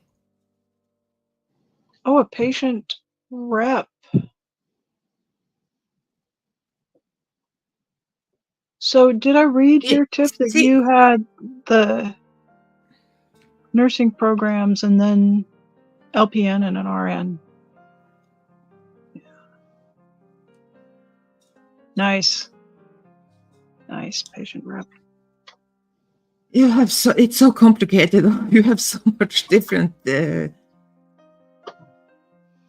We do. You get those insurance companies in, and there's all of these different classes of practitioners and ways to bill, and I think sometimes I think that contributes to the complexity.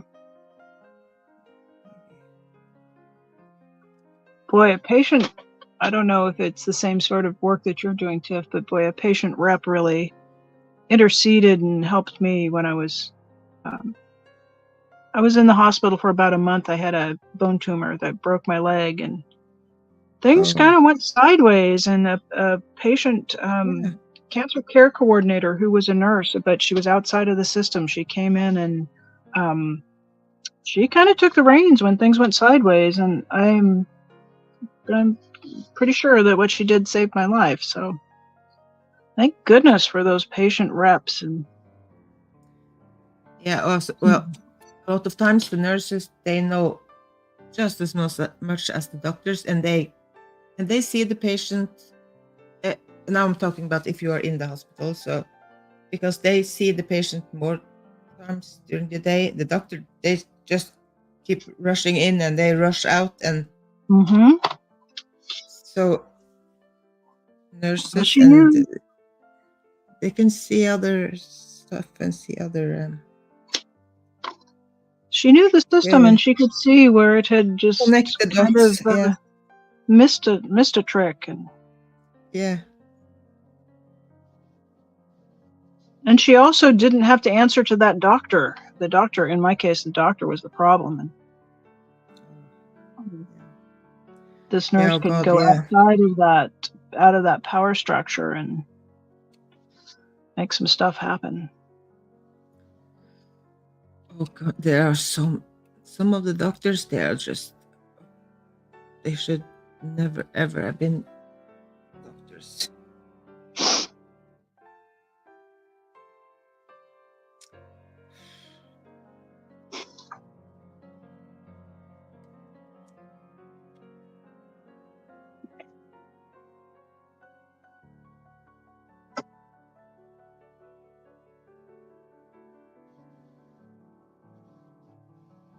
Yeah, I later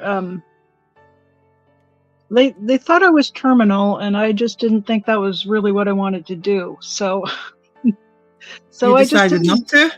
Yeah, I just decided not to die. And it was 26 years this year that I survived that. And this doctor was just she wanted to do an amputation, and I just thought Oh, I didn't really like that option, and so I wouldn't sign the consent form. And she just dug her heels in, and so we were at an impasse for 3 weeks, where I was just packed in with ice packs around my leg. And I have my leg. I walk on 2 legs today, 2 human meat legs, and it's all good. But they didn't think I was, my life expectancy was going to be more than about 6 months, so they built it to last 6 months. And about 5 yeah. years later, I said, well, this kind of hurts, and I think we need to take a look at it. And they found a surgeon, and I flew to Denver. And this guy, all he did was he did limb reconstruction. And like if you were in an accident and you lost part of the bone Huh. or part of the tissue, Yeah. and he didn't just set broken arms. He just worked with people who had some destruction, and he helped rebuild the limb to make it functional. And you can imagine someone with that level of skill in the operating room. He was not a people person. I did not even have a conference with him. He had a whole staff of people, and they kind of sat me down and said, well, here's the thing about the doctor. He's not good with people. He is really, really good at surgery, but he is Yeah. really not good with people. So my job is to translate for him. So what questions do you have? And like, it was a surgical nurse who was very experienced, and she might have even been a PA. And she just was an intermediary. I saw the guy, like I saw his eyes over his surgical mask. And then I think I saw him, like with his mask pulled down afterwards, like he stopped in to see if I was, and the rest of it was all his staff. And he did a beautiful job. I mean, he was the guy for the job, but if you wanted him to hold your hand and walk you through it, it was not his forte. Yeah, well, in those situations, hi, Mama Juju. Holy By the way, crap, witness. That is awful. If you went to church more, your upset stomach. I'll send you to church, buddy. oh, I'd have sent him to church with the boot up the ass. Oops. oh, yeah, that's bad. Let us at him. I thought we ride at dawn. But like for you, because they told you he's not a people person. We are going to translate. We are going to. Yeah. We know it, and made you aware of it. So you didn't expect anything. And I expected a as surgeon long as yeah. yeah, I just expected a surgeon who had great hands, and I expected him to fix my leg, and he did. He rebuilt it beautifully. I've gone now 21 years without needing any additional surgeries. So, and that's phenomenal for someone who had what I had. So yeah. he did a bone graft. I should say, I want to say here too that to anybody who has had family who have donated tissue or organs, that I am as a person who's received donor bone from a family who donated that is what has allowed me to walk through life. And I am so grateful for the sacrifice that those families make. Yeah. Even donating blood. I needed a lot of blood during my surgeries, and it's just such a gift if you're able to donate organs or tissue.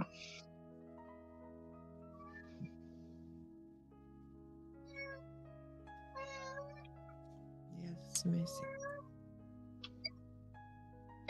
I'm not allowed to donate blood because I take too much medication. Yeah, I can't be a donor anymore because of the health stuff that I have. When my mom passed, we did some donations there.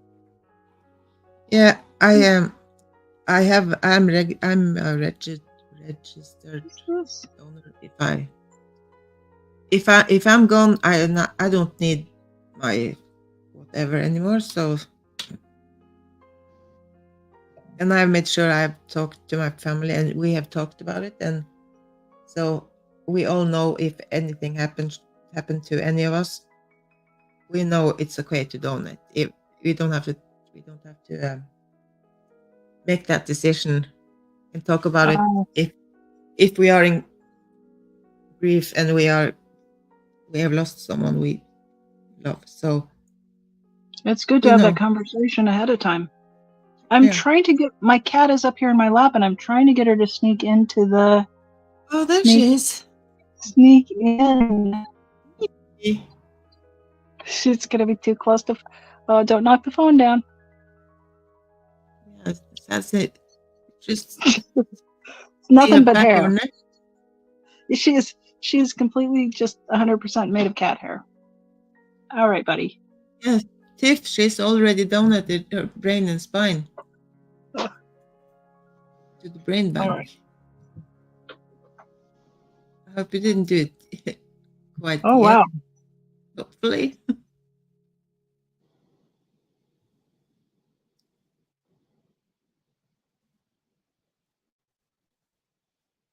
Oh, you guys in the chat are being so nice.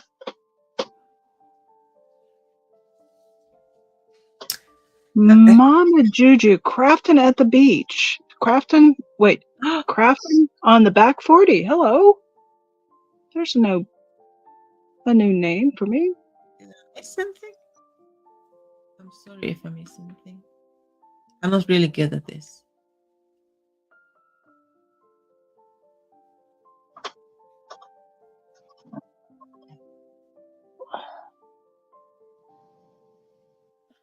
Crafting on the back 40. Nice. Nice to have a back 40.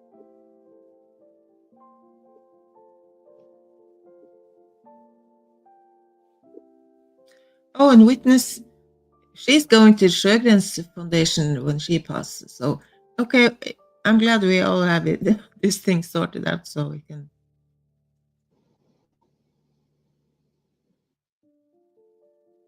Yeah, right. If you still like to keep it for a little bit, I know.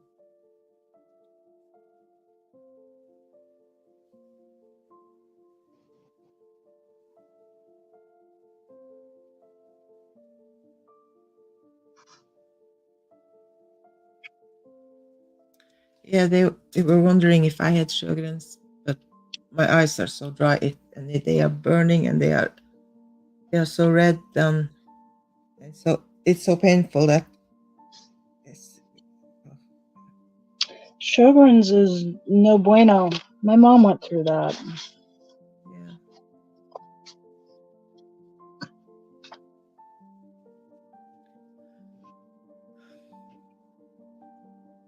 Sure, we're getting younger. I don't understand what you're talking about.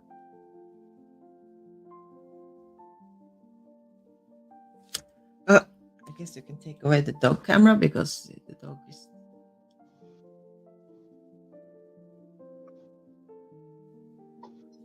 How does this look? Oh. Am I done? I'm gonna close the chat and have a look. Oh my goodness. Oh, I love those golds in there. Yeah, right? You've really captured the atmospheric, the depth out into the space. That's nice. Right.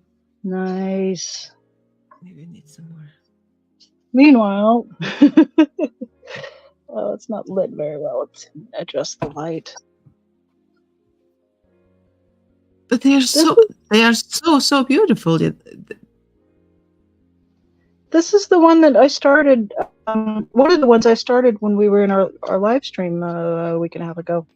It was it looked a little bit like a crime scene because it was red and brown and black, and then I brought some yellows over it to bring the reds to some orange tones, and then some blues to bring us to these purpley tones. So you are painting like the first layer, like we did when we had the live, and yes. Then you are painting another layer. Yeah. Yep. So the first layer might be just washes. Yeah. It just, some of them are, I get them on the first pass and I'll take a look and I will be inspired, and some of the other ones it takes a couple of passes. What I was trying to get. Yeah, I think this is the one of the other ones that began to come to life in the other live stream. Yeah. And this is the blank I'll probably work on next. Oh. So it doesn't matter. It's just, you splash it on and work until it looks like something. I don't know how to explain it. I think it's kind of an artist's intuition, where you'll look and you'll see where the next brush stroke or the next color layer needs to come in.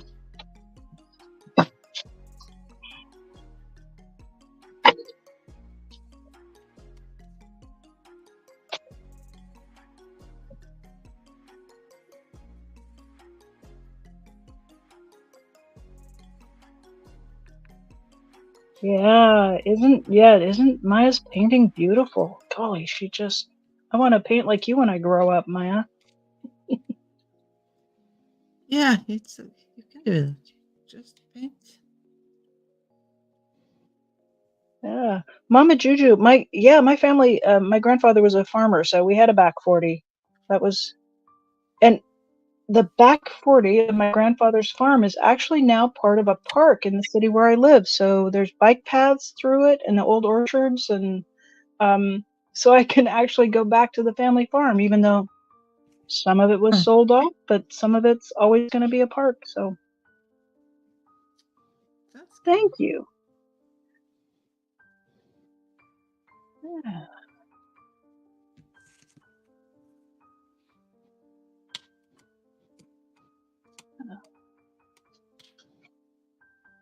So just little exercises to calm the old mind. Do you have some kind of sketchbook that you keep those in? Small ones? These pages are going into the art journal that I'm working on right now. Okay.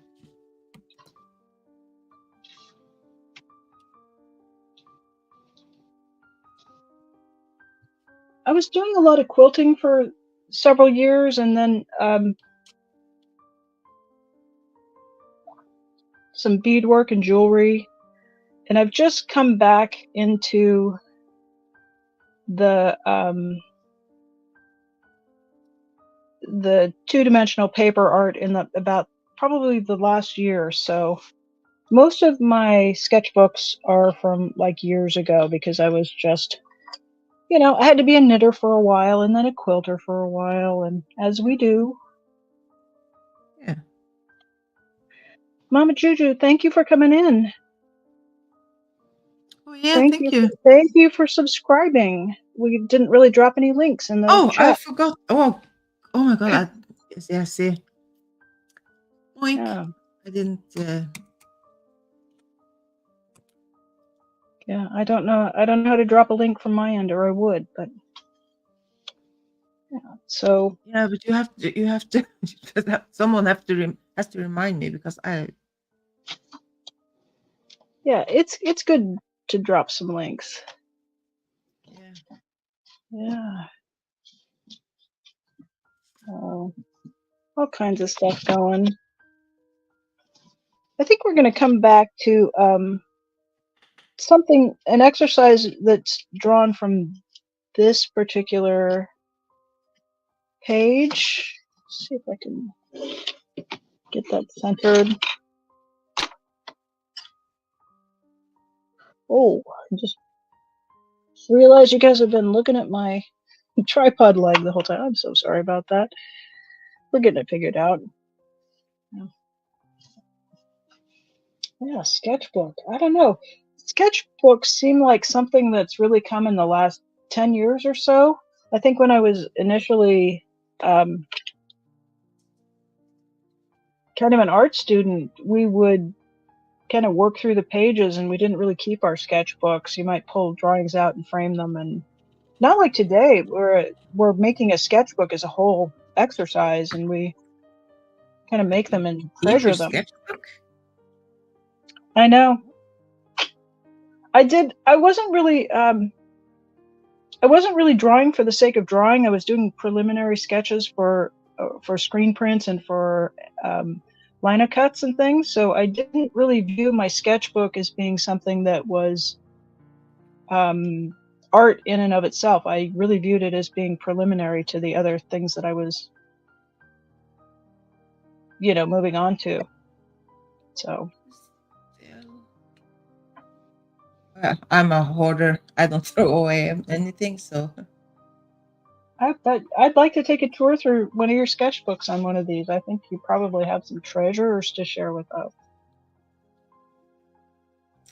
Yeah, well, I don't do sketchbooks like many, like they do like a sketchbook flip through on screen, and they look perfect. No,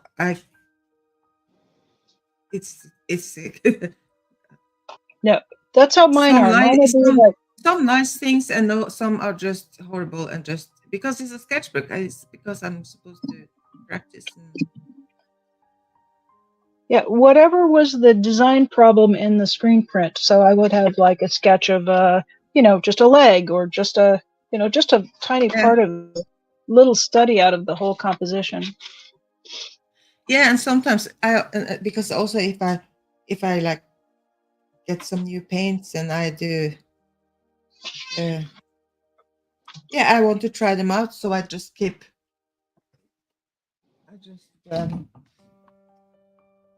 earlier today I'm just kind of doing, where am I can see myself there.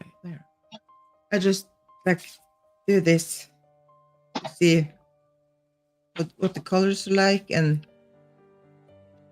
so you're swatches many pages. I love that.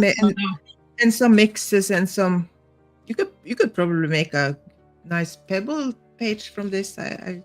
Oh yeah. Nice. And then we have some, and just me trying out different things. I am going to go back on replay and look at those up close, It's such a tiny picture here on StreamYard. Yeah, like a nose.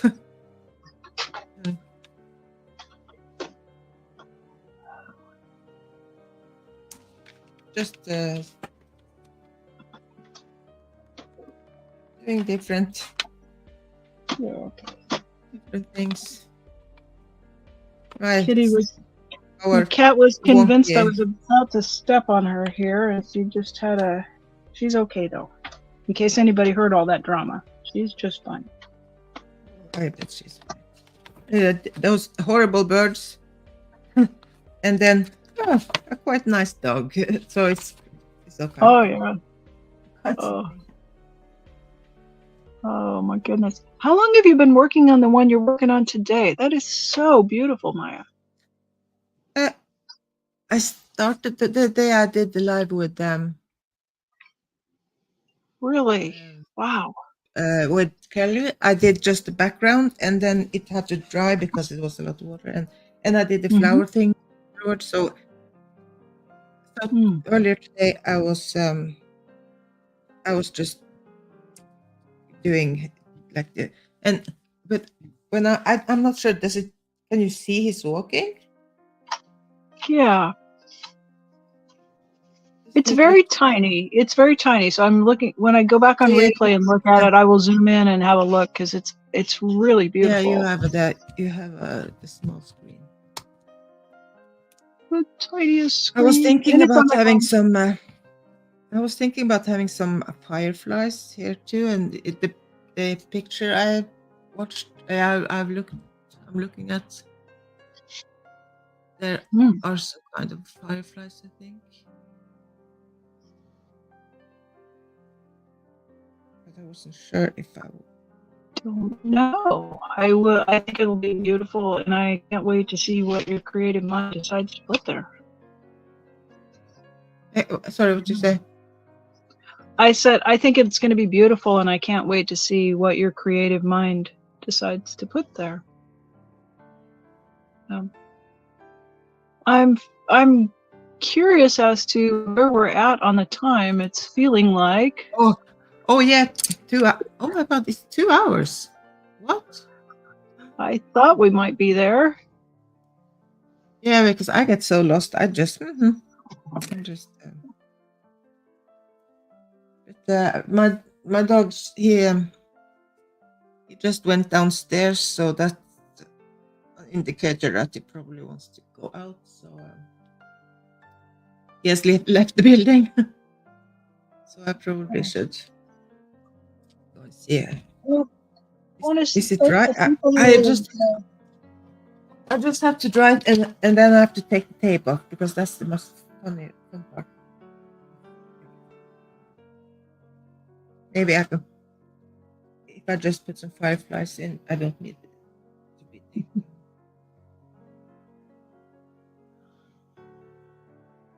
Yes. Well, my kitty cat is saying that it is lunchtime for her, so I am going to I'm gonna wrap up on my end here. And I just want to thank everybody who stopped by in the chat and left such lovely comments and shared art time with us today.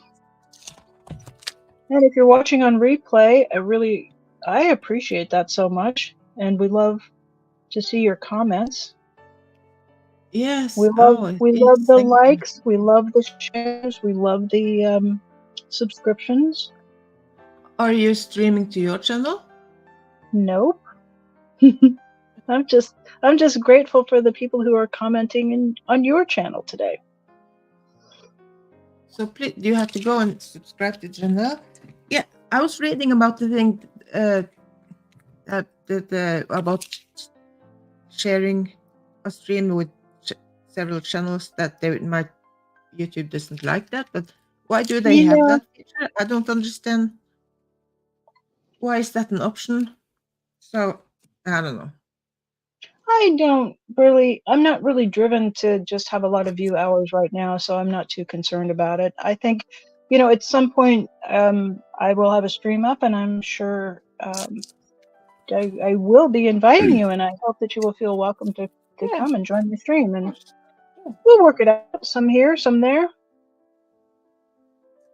Yeah. I'm just happy to be able to sit down and share some art time with other people. The cat always loves to be involved. Yeah, of course, no one wants to be left outside. Yeah, she's not a terribly good conversationalist, but she does contribute a lot of cat hair. So. Oh, I bet. I bet she does. So yeah, well, thank you so much to everyone, and thank you, Janelle, for wanting to jump on with me. I really appreciate you that you spend time with me. Well, you're very welcome. Thank you very much. Are you you're gonna continue streaming here for a while? No, I'm gonna. 2 hours is enough, and I have to go see what my dog is doing downstairs. Yeah, it's good to kind of take a break, get up and get a stretch, and have a snack, and come back to it. Well, have a lovely rest of your evening, and thank you again. Thanks, everybody. I hope you get some sleep. You haven't slept in a long time, so. Okay, see you. All right, bye now. Yeah, bye.